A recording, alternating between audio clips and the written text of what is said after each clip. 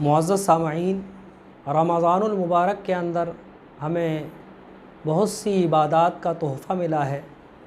उन इबादत में से एक इबादत नमाज़ तरावी है। नमाज़ तरावी की बड़ी अहमियत और फ़ज़ीलत है। शरीयत के अंदर नमाज़ तरावी सुन्नत मुअक्कदा है, जिसका पढ़ना ज़रूरी है। बिला उज़्र उसका छोड़ना गुनाह है।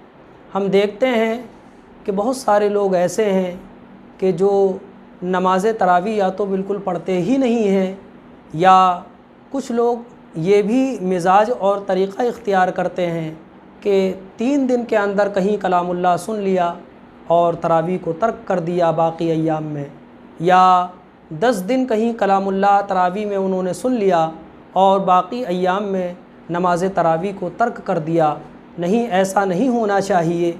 पूरे महीने नमाज़ तरावी सुन्नत मुअक्कदा है, उसको छोड़ने की इजाज़त नहीं है।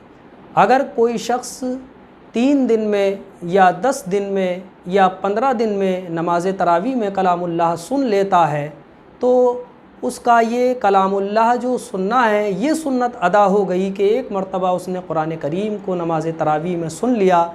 लेकिन नमाज़ तरावी जो बज़ाते ख़ुद एक सुन्नत मुअक्कदा है वो पूरे महीने ही है। अगर एक दिन भी छोड़ेगा तो उसकी इजाज़त नहीं है। लिहाजा हमें चाहिए जो लोग ऐसा करते हैं वो ऐसा ना करें, बल्कि पूरे महीने नमाज़ तरावी बाजमात पाबंदी के साथ अदा करें।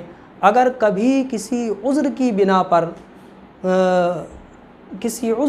पर अगर जमात छूट जाए तो नमाज़ तरावी हरगिज़ ना छोड़ें, बल्कि तन्हा पढ़ लें।